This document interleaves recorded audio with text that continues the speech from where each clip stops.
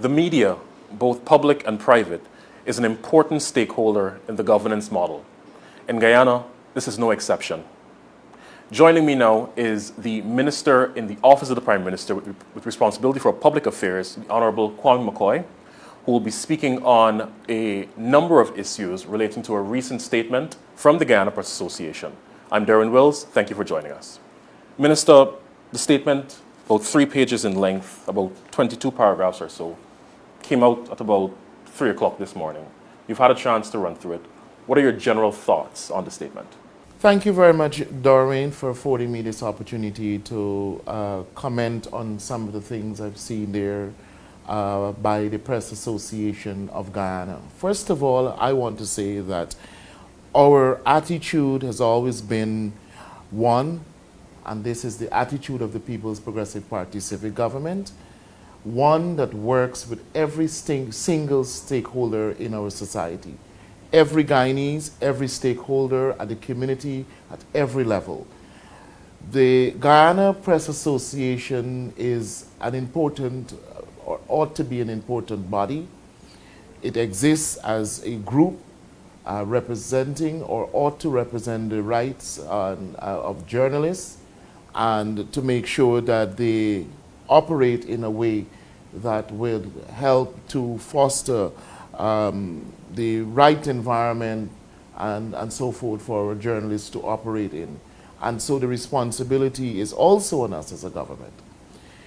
The truth be told is that you have an acrimonious group, and we've seen this over time, and it's not the first time that there are certain section of the media, and in particular a small group within the Guyana Press Association that find their way always aiming towards the throat of the People's Progressive Party civic government. And it doesn't matter what you do, and whenever you do it, they will never find favor with the efforts, the attempts, and anything that this People's Progressive Party civic government does. And it leaves me to wonder very often, and in fact, there are evidence out there that would suggest that they are playing straight out of the political playbook in our country.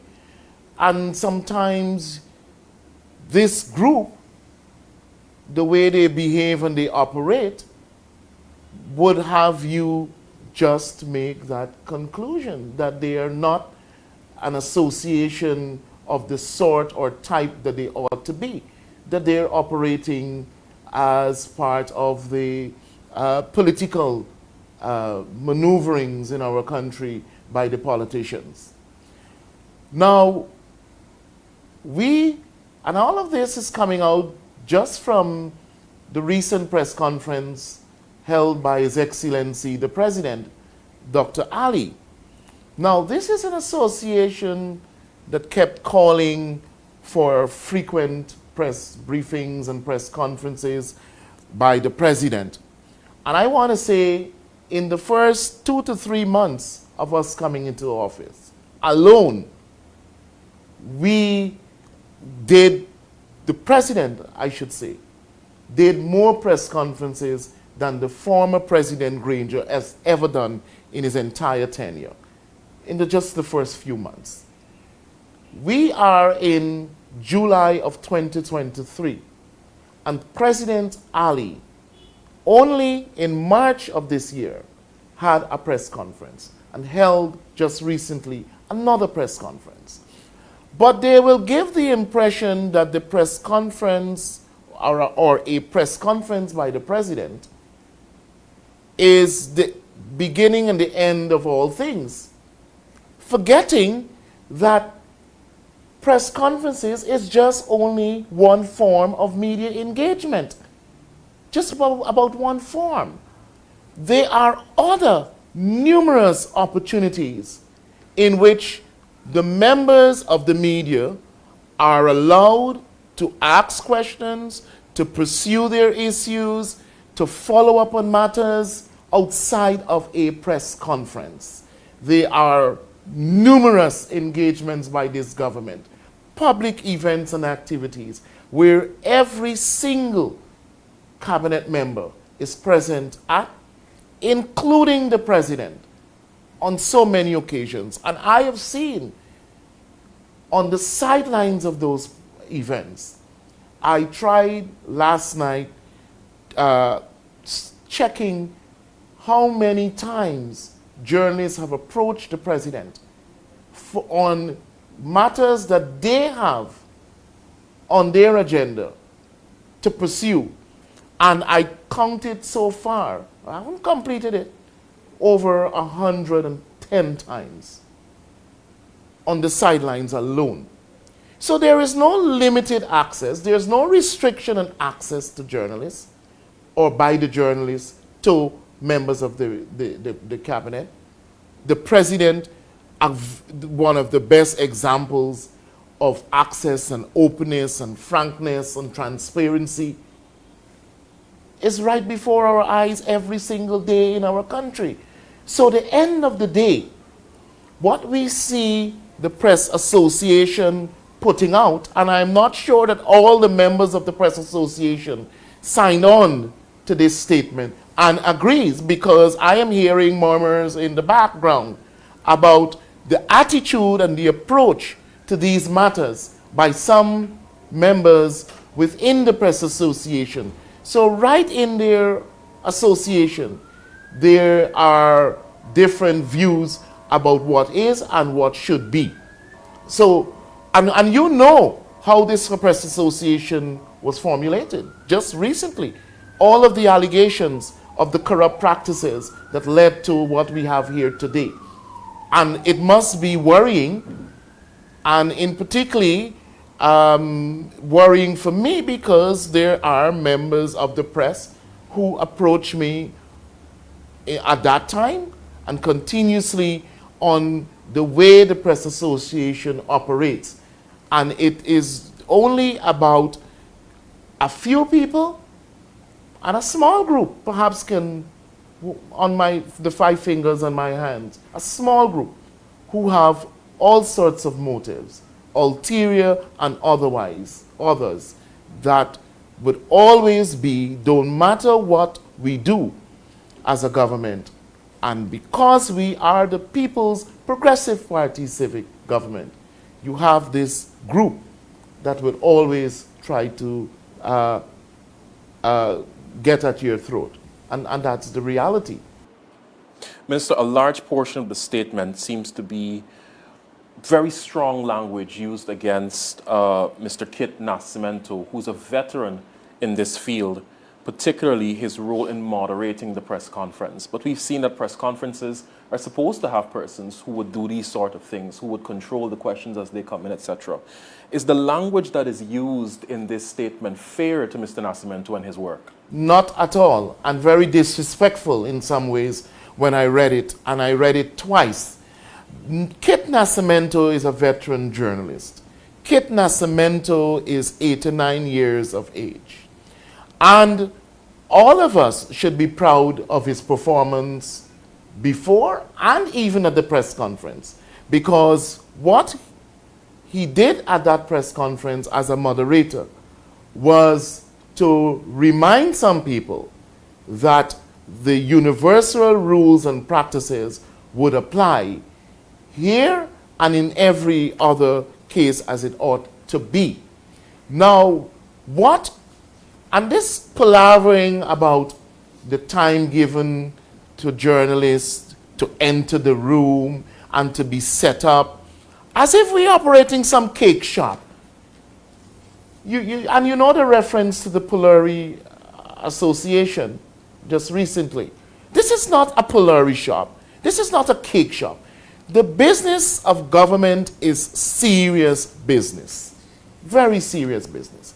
And when the president would find time to engage the media and to update the population on what we're doing as a government, it is very valued time.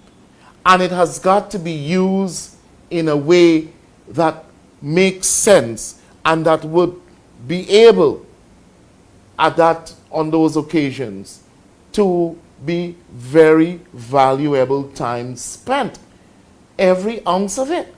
So this is really for us to understand that you don't have internationally any press conference at the level of the president and the journalist is able to walk in at any time, even when the president is addressing the media. Unheard of. And there are rules surrounding these things.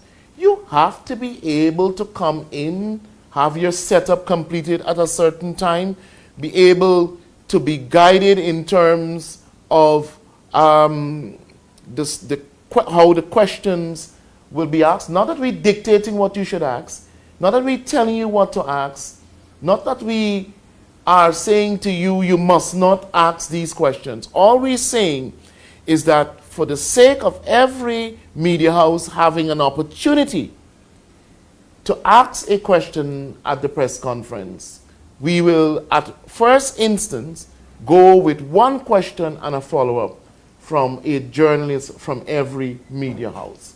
And the remainder of time would allow you to follow up or to ask other questions. So it's not limiting the journalist. The other thing is that you also have to take into consideration, and I believe this is what some people would have a difficulty with. We have to be able to have some order and discipline at these events because they're serious events, as I said.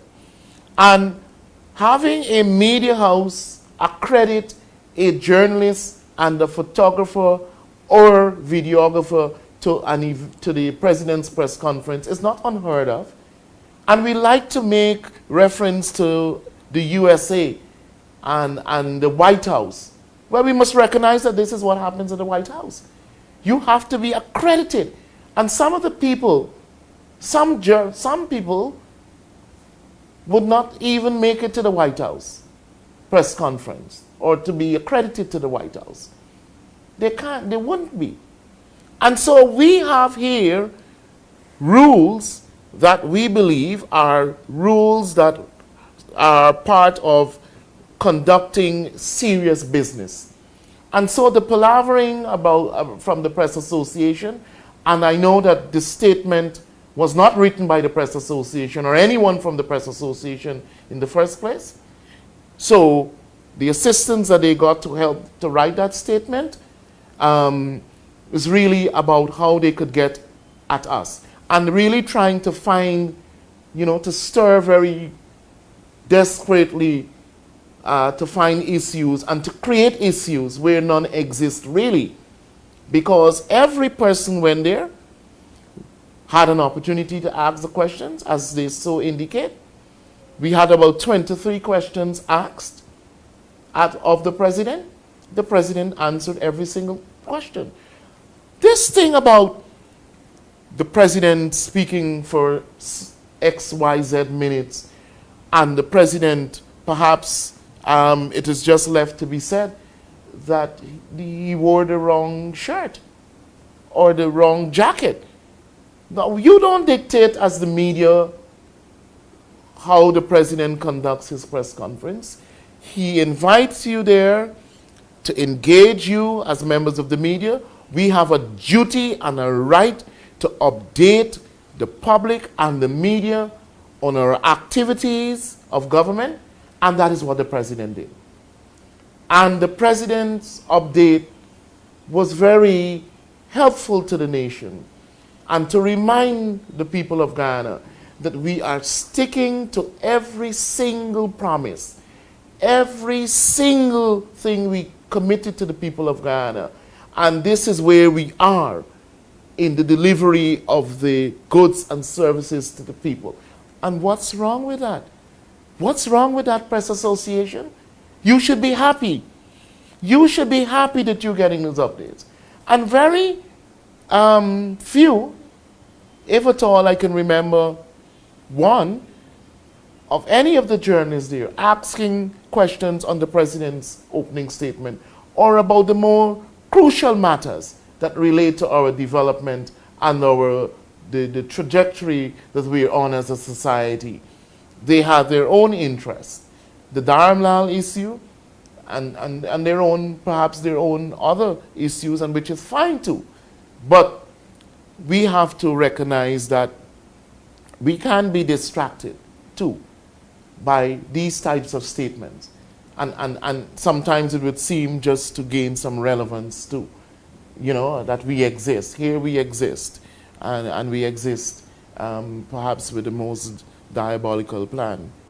In your response, Minister, you spoke about essentially you spoke about time management and the importance of discipline, etc. Interestingly, the statement is of two minds on that. In the initial part of the statement, there is sort of a chiding that persons were asked to arrive at a certain time. But at the same time, in the statement at paragraph 17, it says, perhaps the single and most important achievement of the press engagement for the President, the government, etc., and the media was the fact that it started promptly, ushering in for the first time the discipline of punctuality. So there's a little bit of a disconnect there at the beginning and the end. Well, exactly, and it's not the first time that we've started press conferences on time. So somebody must have got it wrong. And you see, that's the problem when you don't write your own statements. You subject to things being, or facts being skewed. Now, and at least you could see the lack of diligence in going through a script that was prepared for you anyway, that it came out with that type of information that it's the first time that the press conference was started on time, which is not true. However, I am happy that they recognize and they have said that we were able to start the last press conference on time. You imagine if the journalists were allowed to march in or barge into the room at any given time whenever they feel like, the level of indiscipline or the indiscipline which the rules try to prevent by saying you have to be seated by this time. And this is conventional. This is a rule all across the world. Why it is difficult for the few, the tiny few, in the Polari operation, in the Press Association, to understand that this is just about the order of the day. And it is about how do we conduct business. And everything that we do should have these rules. The rules are important. They're necessary. And if we want to pass on to the next generation the way things should be done and a higher standard, we have to make sure that these are the rules in place. And among other things that you will see periodically across our country, shifting in directions that will put us at the highest level of standards and our operations. The statement speaks to a hint of licensing of media workers. They're saying that they're hoping that Mr. Nascimento's reference to qualifications is not a hint to the licensing of media workers. But isn't there also a role and a function performed by the Press Association that involves the issuing of press passes and the recognizing? It is so comical, very comical, that paragraph ended up, or that statement ended up in this prepared text for the Press Association. It's so comical because it is the Press Association that determines in the first place who's a journalist or not.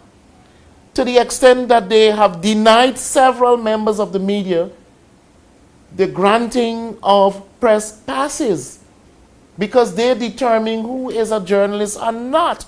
And I have letters and phone calls, record of phone calls from people within the media who have been denied press passes by the Press Association because they sat down and determined that they're not qualified to be given these press passes. And it is the Press Association who runs this business of granting press passes.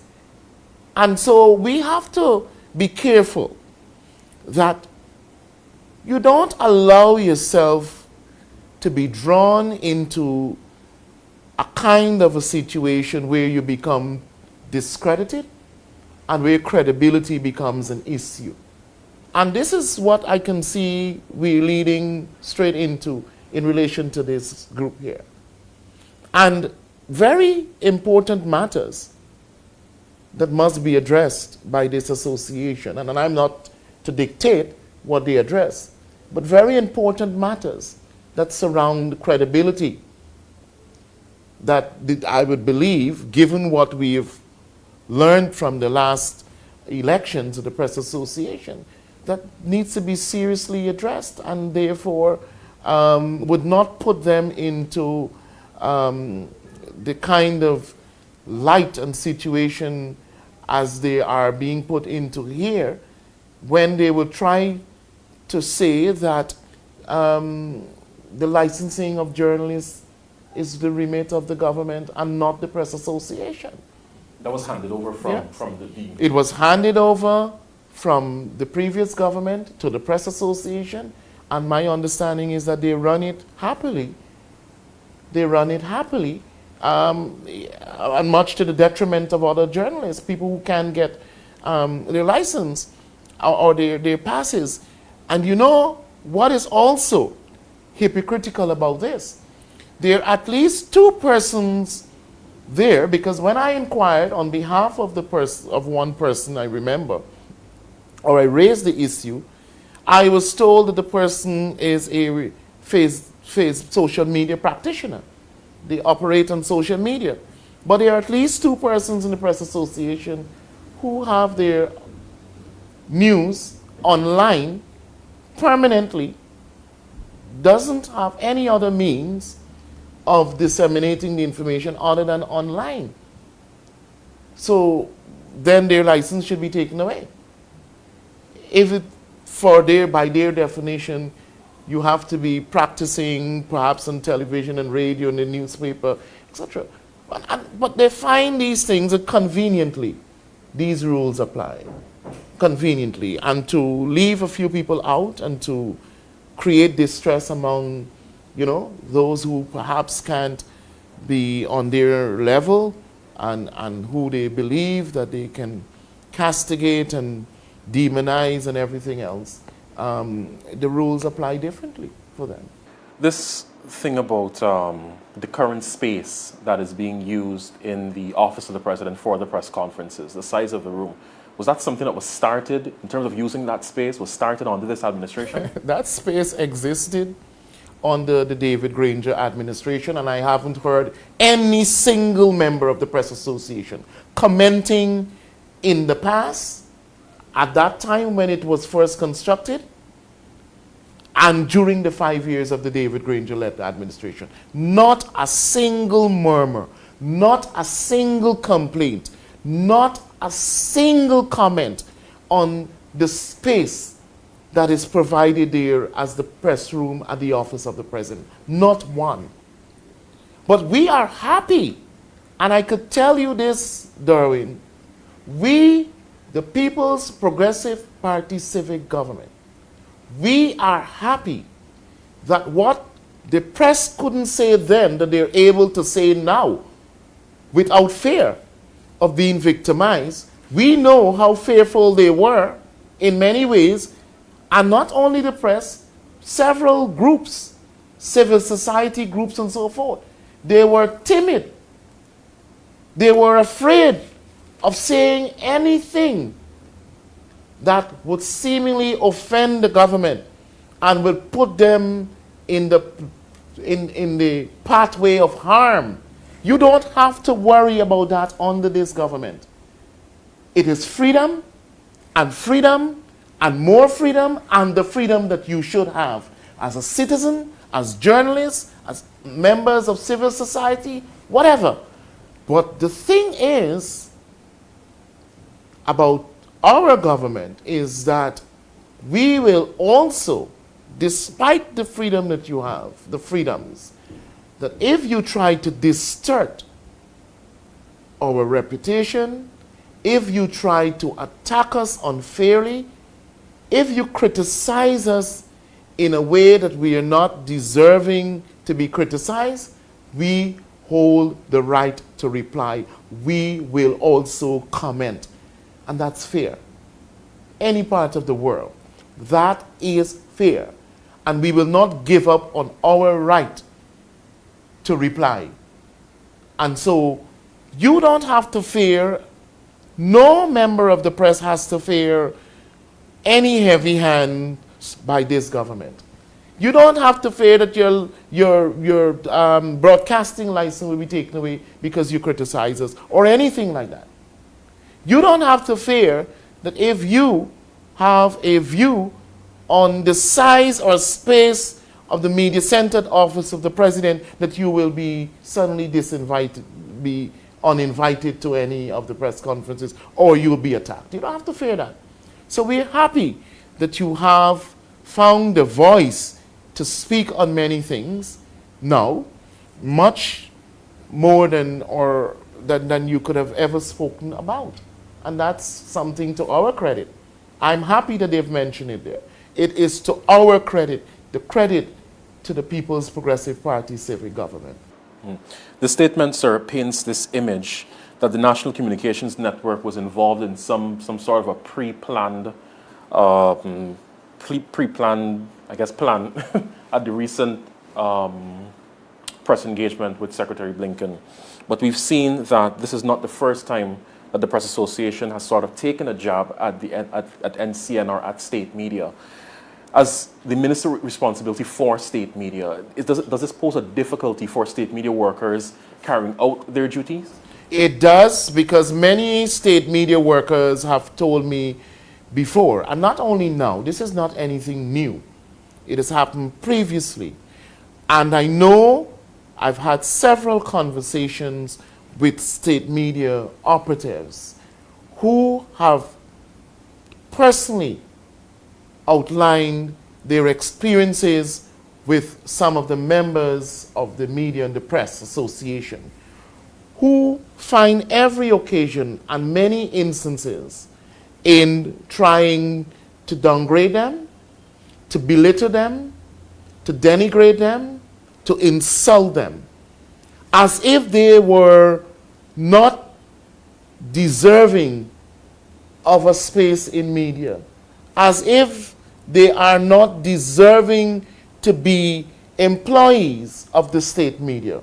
I want every state media worker to know that you hold a very important role and part of the whole makeup of the media system in Guyana. That the role that you play is essential to the existence and the operation of the work that we do as a government. The information, the dissemination of the information, and to people across our country. The state media plays a very critical role, an important role, and is as equal as any other, from any other media house. They have an important role, and they should not be made to feel insulted by this elitist group, and I say it's just about 5 persons within the GPA, to the extent that they have been denied their passes. And you know what happened at the last elections? Many people, and we heard the story about taxi drivers and so who ended up on the list and all of that. But that's their business to deal with eventually. But it's out there. We heard about the maneuverings that border on illegality in relation to the last elections for the Press Association. And so we have to be mindful that the state media plays an important role in the construct of media activities in this country and operation.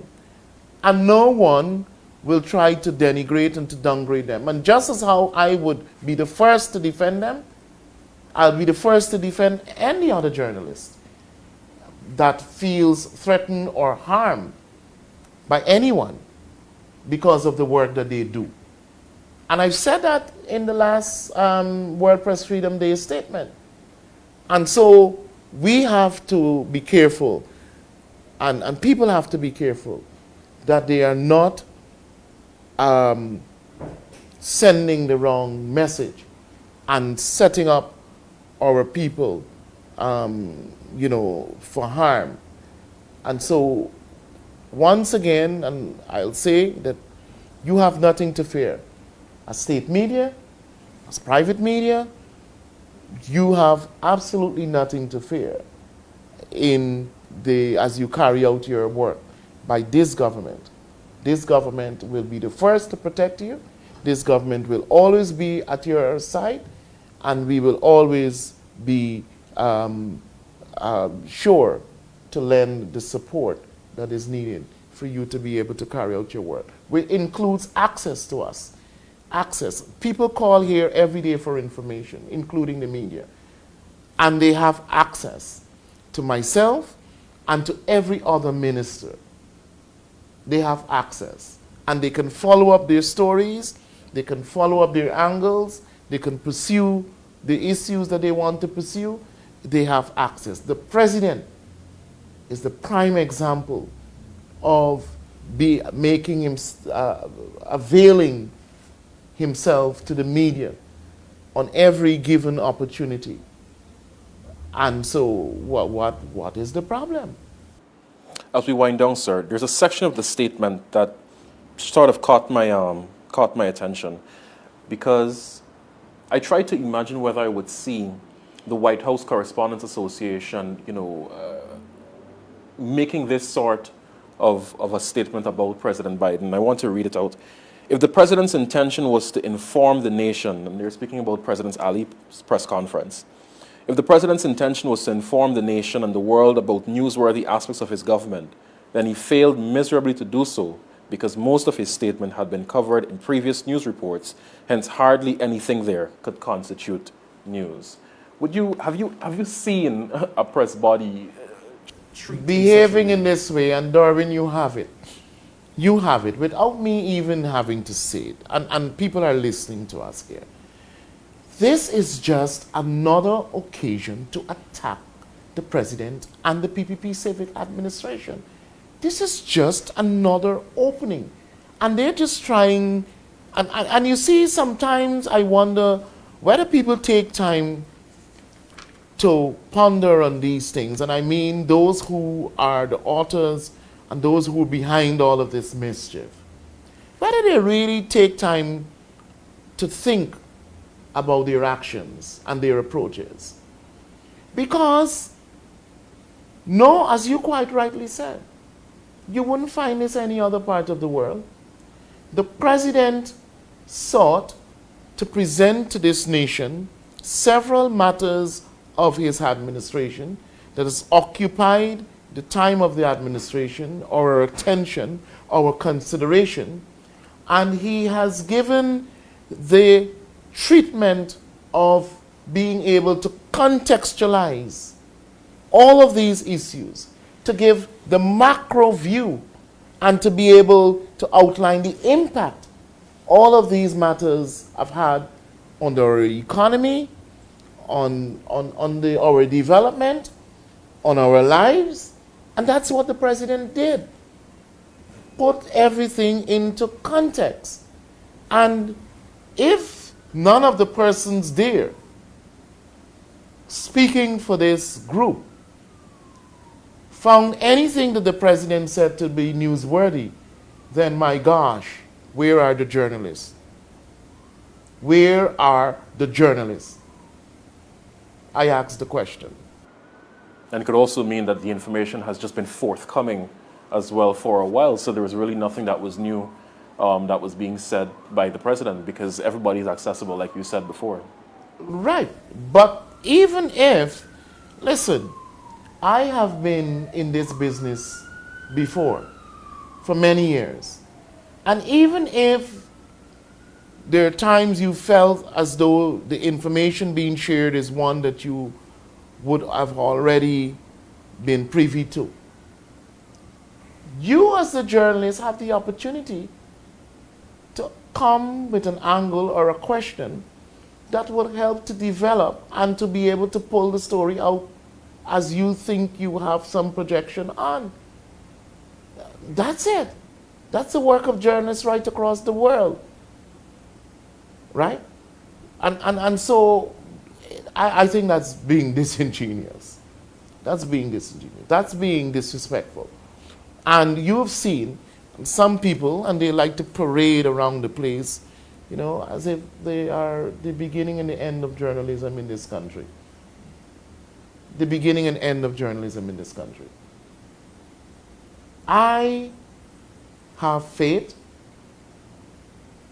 in the system that we operate, and I know there are many people that hold faith to that system, where our journalists are allowed to practice freely. Our journalists have access to government officials, to the cabinet. You don't want a better example than that. I just had a teacher in my office from a school in the East Bank who said she was here because she knew that she could have access to my office. But she knew as well that what obtains now wasn't under the previous administration. You had to write a long letter, and then you had to write a follow-up, and then you perhaps have to write a thesis on the issue you want to raise. And there's a person currently in the Press Association executive who worked in Mr. Granger's press unit and had that responsibility. And that not only that, the person that worked in Granger's press unit that is now a member of the Press Association, the executive of that association, also shed tears when the government lost power. Shed tears and declared that she couldn't work under this government. Lovely. Oh, what a way to end. And we come a very far away. There was a media box that was set up at most public events. We had the public interest program, which was a once-a-week program for 30 minutes. Yes. 2 journalists sat there. Well, you had the distance between Granger and the public. Granger and the media. Not that they saw him, even the people in his press unit didn't see him very often, except for a cameraman. Goes over, gets a call over, he shoots, and he puts out Granger there, and they put it up.